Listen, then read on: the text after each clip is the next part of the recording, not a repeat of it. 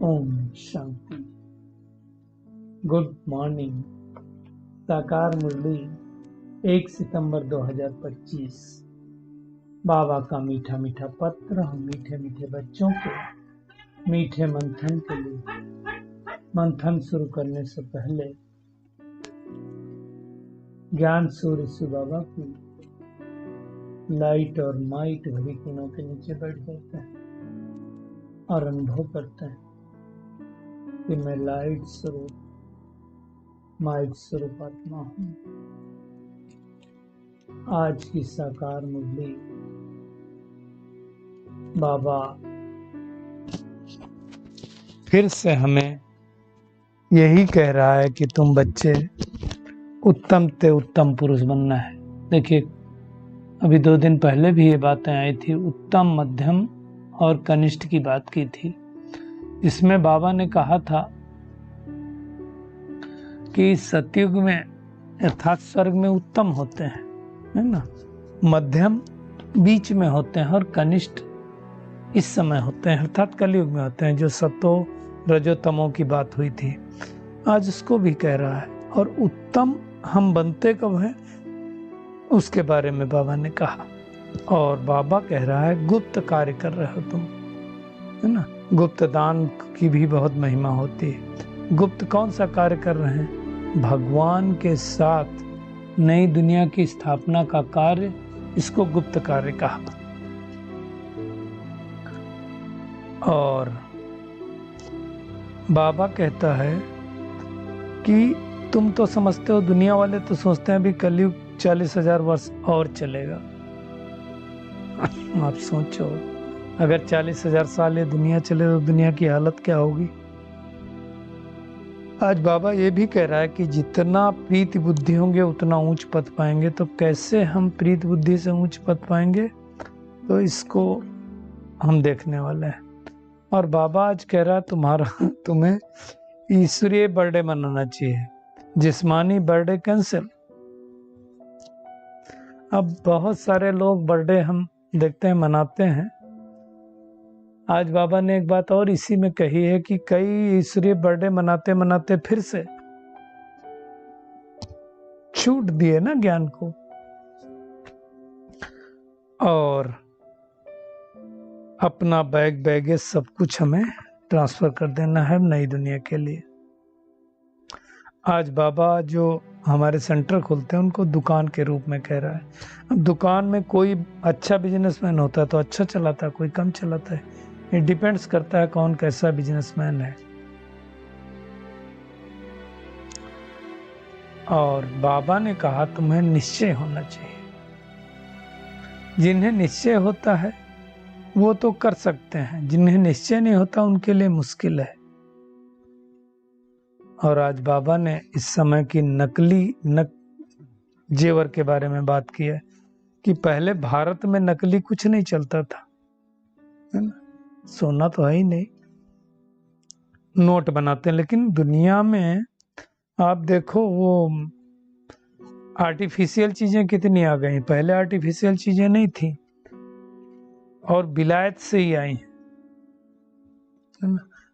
आज बाबा ने नए ब्लड को भी याद किया, स्टूडेंट को भी याद किया। अभी तो थोड़ा कम हो गया, पहले बड़ा हंगामा करते थे, बंद करते थे, उसमें बसें जलाते थे, जाने क्या क्या करते थे। तो उस संदर्भ में याद किया। आज बाबा ने ये भी कहा है श्री कृष्ण के पांव में पद्म की निशानी है, वास्तव में तुम्हारे पैर में पद्म की निशानी है। ये समझने की बात, क्योंकि भविष्य में हम पद्म पति बनते हैं, लेकिन उसका आधार अभी है। पांडवों को भी बहुत लंबा बना दिया, लंबे चौड़े नहीं होते थे, पुरुषार्थ लंबा चौड़ा था। तो उसके बारे में बाबा ने कहा। और आज फिर से बाबा कह रहा है तुम्हारी डबल रूप से पूजा होती, हमारी सिंगल रूप से होती है, तो बड़ा कौन हुआ। अब एक्चुअली बाबा इतना निरहंकारी ऐसा बोलता है, वही हमको बता रहा है, हमको तो पता भी नहीं था। तो हमें कितनी खुशी होना चाहिए। और मोस्ट इम्पॉर्टेंट बात आज जो बाबा ने कही, भगवान का शुक्रिया करना चाहिए। और स्नेह और सहयोग की विधि द्वारा हम सहयोगी बन सकते हैं। समय और शक्ति व्यर्थ ना जाए इसके लिए पहले सोचो,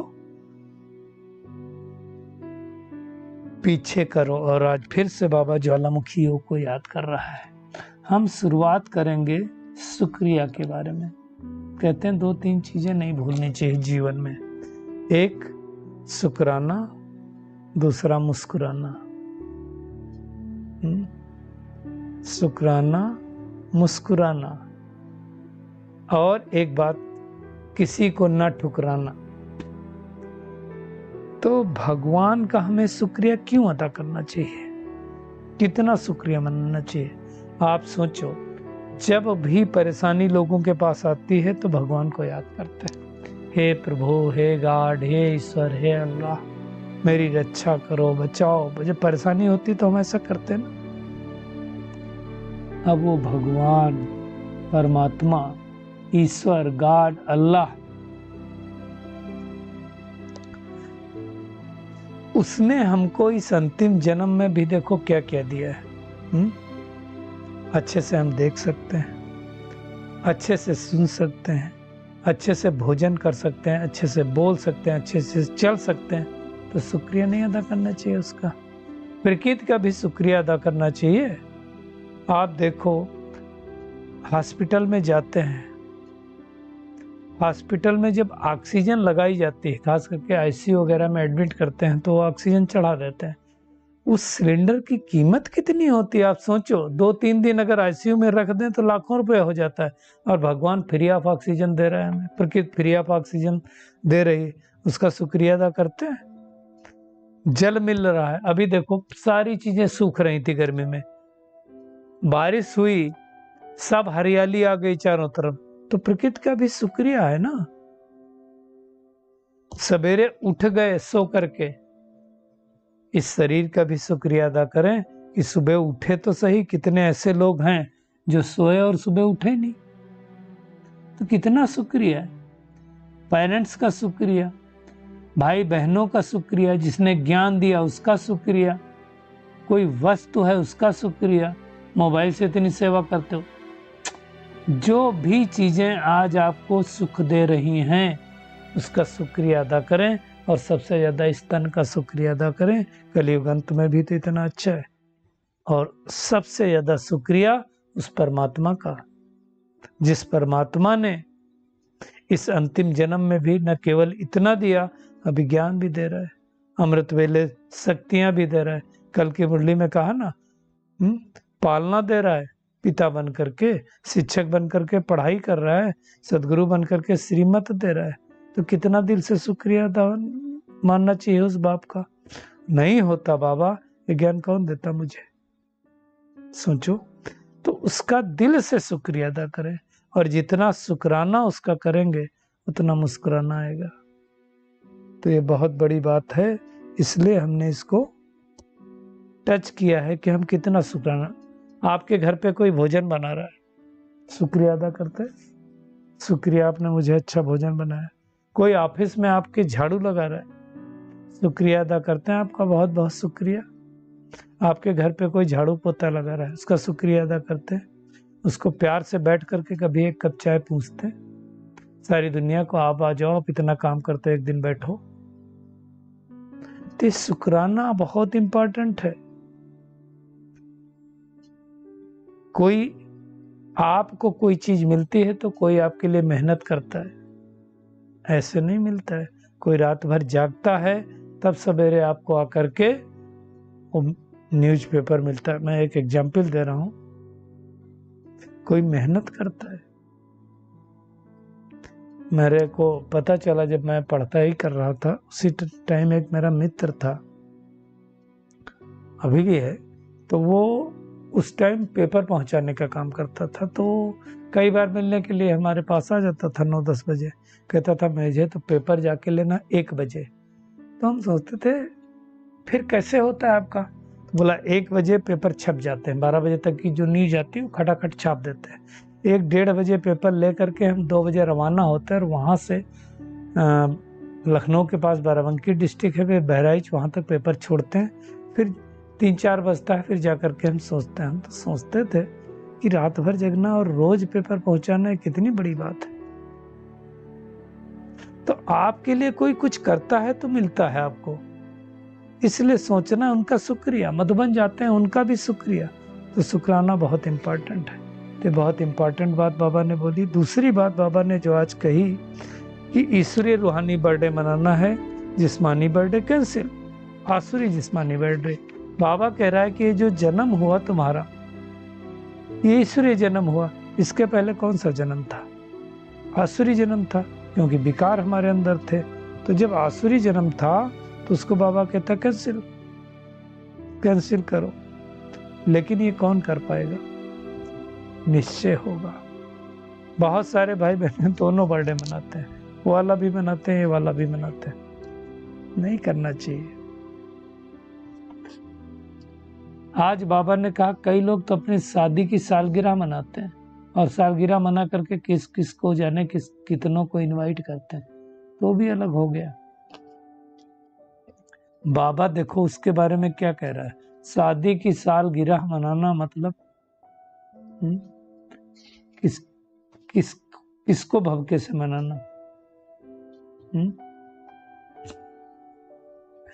किसको याद करना। तो अभी ठीक है, कोई 25वीं मनाता, कोई कम मनाता है। बाबा आज कह रहा है तुमको जो है ईश्वरीय जन्मदिन ही मनाना चाहिए। जहन्नुम में जाने का दिन कहा बाबा ने उसको। वंडर है ना, ये सब बातें बाबा कह सकता, हमें किसी को नहीं कहना। तो हमें देखना है जब हम ईश्वर के बन गए हैं तो हमें ईश्वरीय गुणों पर चलना है, ईश्वरीय के बताए गए रास्ते पर चलना है। यही वो समय है जब हम पुरुषोत्तम बन सकते हैं। पुरुष माने आत्मा, और उत्तम बनने का पुरुषार्थ इस संगम युग पर ही कर सकते हैं। और सबसे ज्यादा पुरुषोत्तम जो हैं वो कौन है? लक्ष्मी नारायण है। तो हमें उनके जैसा बनने की मेहनत करनी है। उससे ज्यादा उत्तम कोई हो नहीं सकता है। और वो उत्तम हमें बना रहा है भगवान, है? तो पुरुषोत्तम लक्ष्मी नारायण राधे कृष्ण ही बनते, और तो कोई बनता नहीं। अब ये ज्ञान हमको भी है, तो हम भी उस ज्ञान के द्वारा ऐसे उत्तम बनेंगे। देखो, और धर्म वाले भी जानते हैं लक्ष्मी नारायण सतयुग के मालिक थे, है ना। नरक और स्वर्ग दोनों अलग अलग है। दुनिया वाले तो जानते ही नहीं, पहली बात। और कई बार जब यहाँ कोई शरीर छोड़ता है तो कहते स्वर्ग में गया। उनको वो सोचते हैं कहीं स्वर्ग ऊपर में होगा। बाबा कहते हैं ऐसा नहीं है ना। कल स्वर्ग था, लक्ष्मी नारायण का राज्य था, आज नरक है, भगवान फिर से स्थापना कर रहे हैं, समझना। इसलिए बाबा कहता तुम्हारी आत्मा पतित हो गई इसलिए हेल में है। लेकिन अभी दुनिया वाले इस घोर अंधेरे में पड़े हैं कि अभी कलियुग 40,000 वर्ष चलेगा। ये कौन कहेगा? तो आज बाबा ने कहा जो कलियुगवासी होंगे, जो घोर अंधेरे में होंगे, जब लास्ट में आग लगेगी तो सब खत्म हो जाएंगे, तब सोचेंगे। लेकिन बाबा कह रहा है तुम्हारे में भी नंबरवार प्रीति बुद्धि है, सबकी नहीं है। हर एक को ये निश्चय अलग अलग है, सबको एक जैसा निश्चय नहीं है।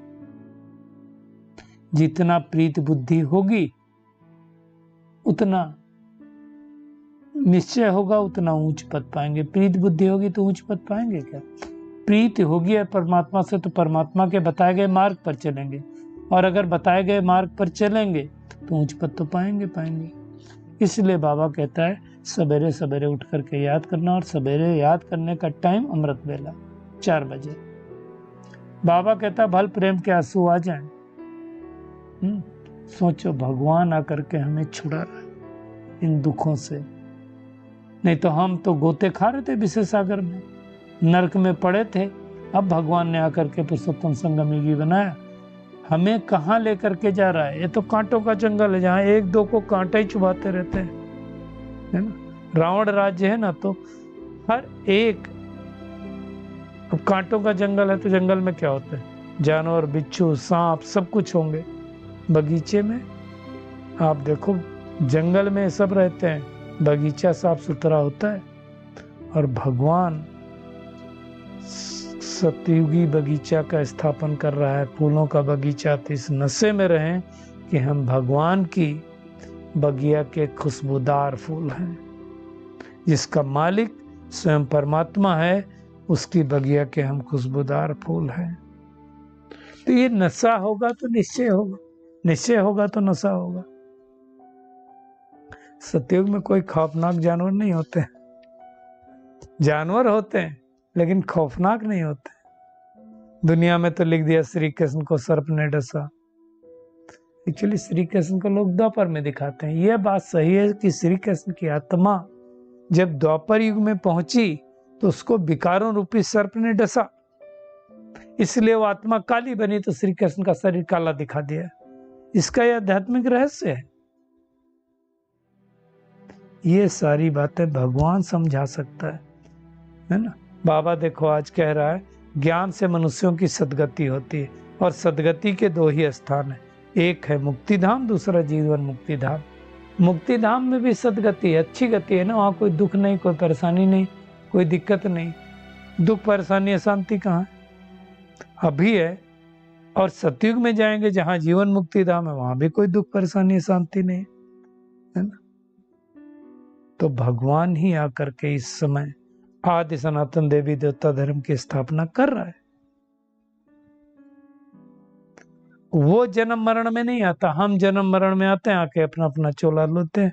तो ये समझना है, उसको कहा जाता है इनकॉर्पोरियल गॉडफादर, है ना, निराकारी।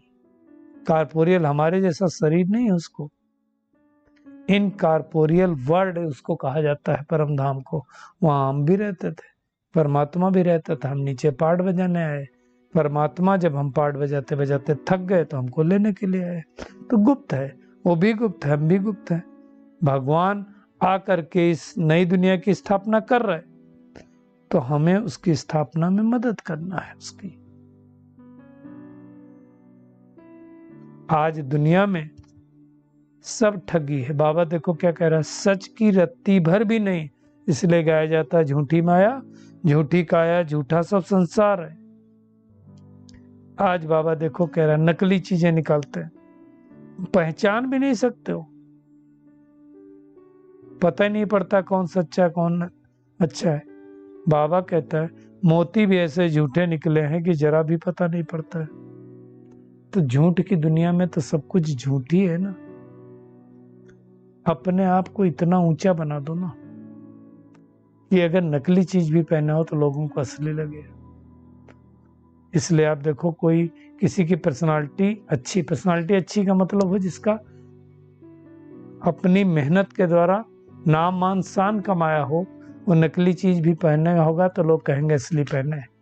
और कोई गरीब व्यक्ति असली भी पहने होगा ना तो कहेंगे इसके पास कहाँ से है, तो नकली ही पहने होगा। तो अपने आप को इतना ऊंचा बना दो कि आपकी पहचान आपके पुरुषार्थ से हो, आपके कपड़ों से नहीं, आपके पहनावे से नहीं। तो ये मेहनत करनी है।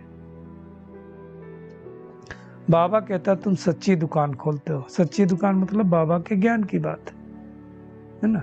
बड़े बड़े सेंटर खोलो, ये बाबा ने उस समय कहा था। तो साकार मुरली, अभी तो बाबा के बड़े बड़े सेंटर खुल गए, जितने रिट्रीट सेंटर हैं देखो, है ना।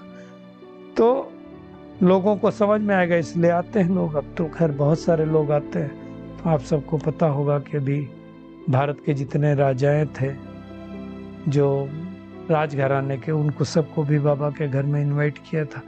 तो ये समय ऐसा आ गया है कि सबको बाबा के शरण में आना ही है।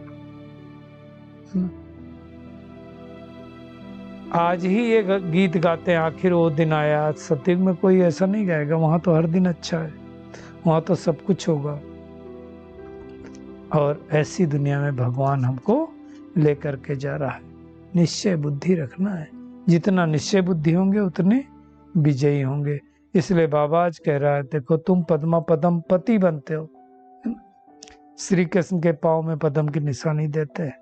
भविष्य में हम पद्म पति बनेंगे, बहुत सुखी बनेंगे, साहूकार बनेंगे। लेकिन उन पद्मों की कमाई का आधार अब है, वहां जाकर के पद्म नहीं मिलेंगे।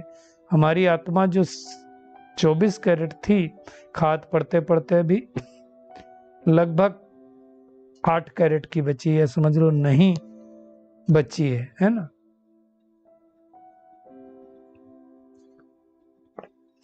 आज बाबा फिर से कह रहा है इस कार्य में लगाओ, नहीं तो किनकी दबी रही धूल में किनकी आग जलाए, किनकी चोर लूटे किसी की राजा खाए, सफल उसी के हो जो धनी के नाम लगाए। तो ये अच्छी तरह से समझना है और समझ करके श्रेष्ठ पुरुषार्थ करना है। आज बाबा देखो कह रहा है कि तुम्हारी पूजा तो डबल रूप से होती है, एक शालिग्राम के रूप में बाबा के साथ, और दूसरा जब पूज्य बन जाते हैं हम तो पूज्य रूप से होती है, अर्थात देवताओं के रूप में होती है ना। आज बाबा ने लक्ष्मी जी को भी याद किया है। लक्ष्मी जी की पूजा साल में एक बार होती है, जगदम्बा की पूजा रोज हर रोज लोग करते हैं, क्योंकि जगदम्बा से सब कुछ मांगते हैं, लक्ष्मी से केवल धन मांगते हैं।